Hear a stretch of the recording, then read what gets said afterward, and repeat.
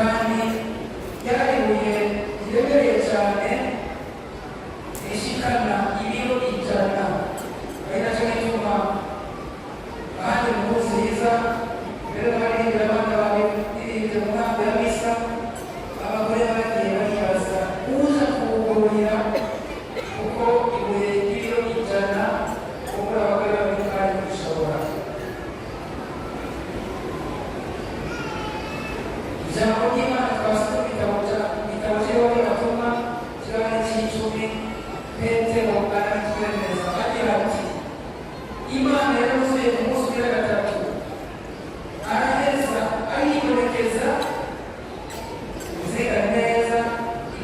Petero ashigira imana agira ati ntiyabonekeye igihugu cyose, yabonekeye ab'Imana yari yaratoye ngo bamubere ibyabona. Twebwe twafunguye tukanywa hamwe nawe amaze gusohoka abagabo bapfuye. Aho kubagira ibindi byose y'iri jambo Petero atubwira ijambo ry'ukwemera ritwemeza ko yasohotse. Ntiyabonekeye igihugu cyose, twebwe ntitwabona yasohoka ariko turabyemera. Yabonekeye ab'Imana yari yitoreye ngo bamubere ibyabona. Twebwe twafunguye tukanywa hamwe nawe amaze gusohoka abo bapfuye. Ariko tubizirikane neza ingene yazutse. Umwana w'abana baza kuvuga tuba filime akabyuka akicara hanyuma akava hasi akazuka. Ibyo ni ibanga ry'Imana. Twabiranga kuko yashatse ko abanditsi inkuru zihiza babitumenyesha nka kurya atawuzi neza ingene yazutse. Ariko kubera ko twitwaza ukwemera ariko tudakenewe kumenya, tudakenewe tukagutera ibibazo. Umuryango w'Imana, izuka rya Yesu ryafise icyo rimaze mu buzima bwacu. Izuka rya Yesu ni izuka ryiwe. Imana yarahambuye yerekeye abantu ba kera. Izuka rya Yesu ryemeza ibyo Yesu yaba yigisha nk'uko yabivuze, asohoka hanyuma umunsi wa gatatu agasohoka. Bisubiye kandi izuka rya Yesu ni urufunguzo rwo gusoma neza ibyanditswe by'Imana, gusoma neza ijambo ry'Imana, haba ku bwuzure bwa kera n'ubwuzure bushasha. Izuka rya Yesu ni intsinzi ku rupfu. Urupfu ni rwifite ijambo rya nyuma. Yesu yigiye mu buzima bunaye, ubuzima budahera. Ni intsinzi ku rupfu kuko abakurambye bari bazi yuko biheze, bihereye ku musaraba, ariko si uko byagenze. Yesu Imana yarapfuye atangura yinjira mu buzima bwa Maranatha, ubuzima budahera.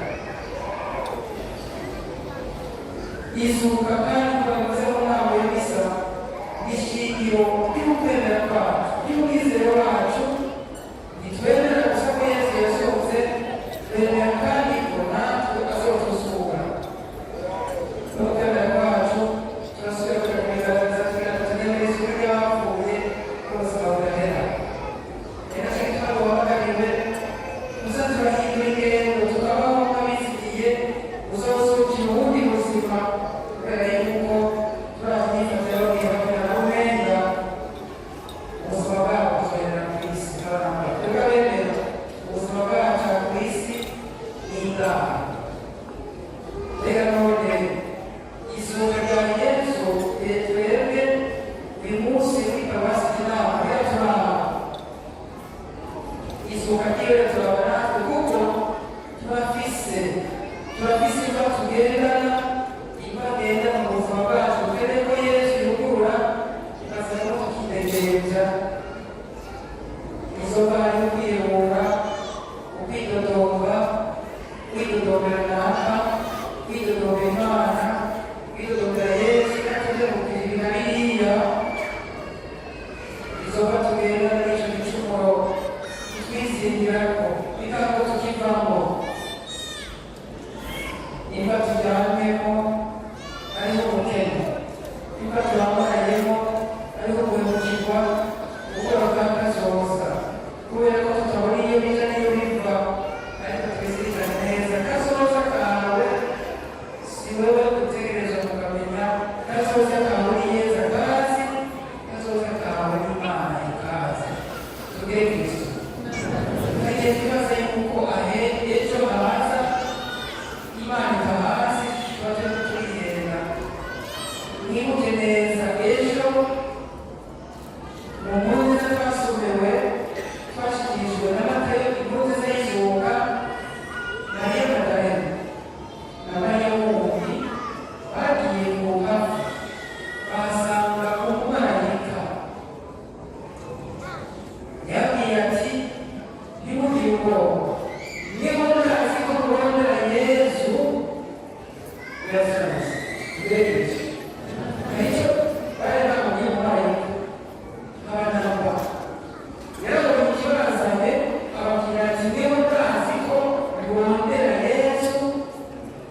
yazutse. Natwe ibyo tubonera, ibyo twifuza, ibiri ku mutima, Imana ibibizi hakiri kare, idusubire kuza turayidodora kandi dukomeze kwerera n'intuga gusozerera.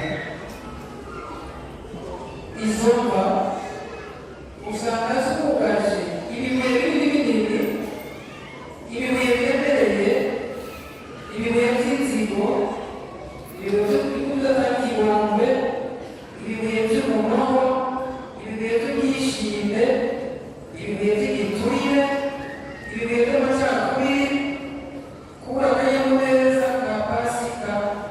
Aho niho tugeze tugaca dushika, iyo tuvuye muri izo mva, ibyo bibuye tugakora Yesu abitukurirako n'akanyamuneza k'izuba ntigaheze mu kanwa kawacu, kuko biba bitunganye. Tumukundire Yesu yazutse, kuko ububasha bw'Imana ikihe cyatembaga Yesu arazuka. Natwe tumusabe kugira ngo tumuhe ikaze mu mitima yacu, ibyo bibuye biri mu mitima aheza byugure, bityo dushobore kubinaza Imana tuzimuka wintegereza. Pasika itwigisha ko ata kintu na kimwe kidashobora guhinduka, naho womeka karabaye, naho womeka byaraheze.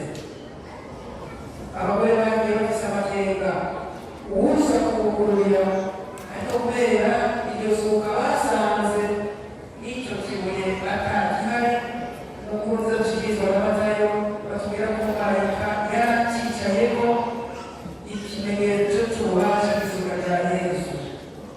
Ibyo bigiye natwe tugendana, kuko biri kose nitwemerera Yesu arabitembagaza, maze tugere tube twitegereza.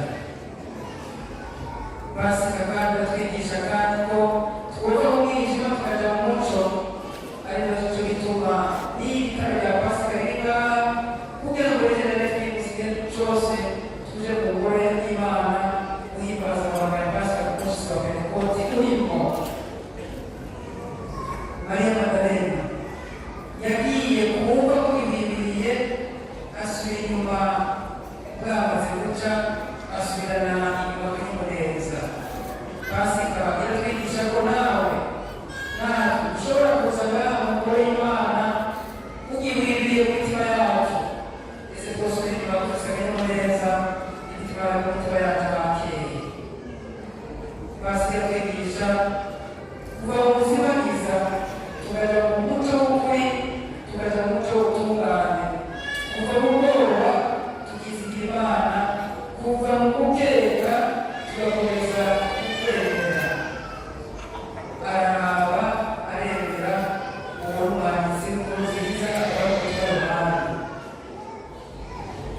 Muri iyi nkuru nziza n'iryo jambo nyamukuru twogeza dutekeye ijambo ry'ukwemera. Muri kubera iki?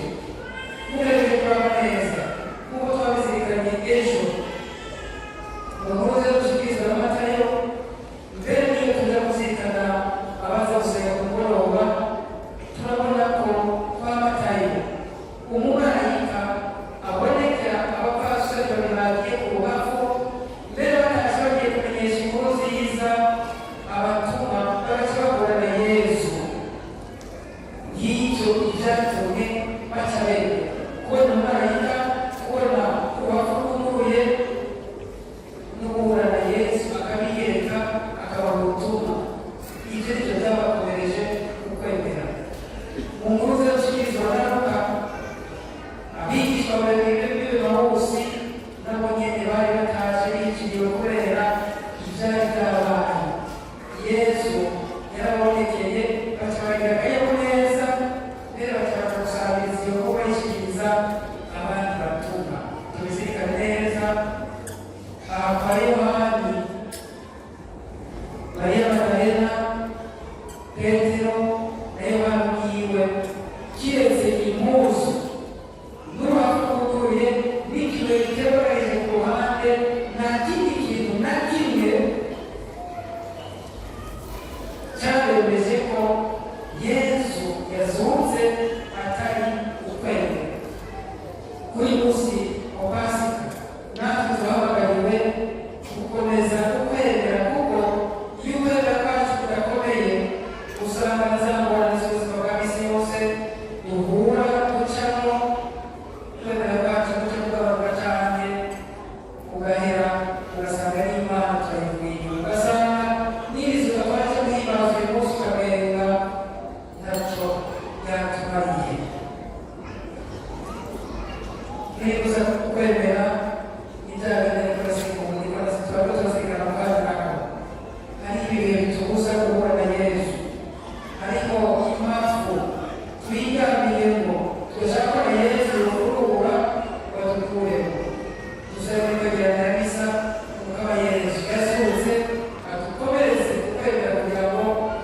twahindukire tuve mu bibuye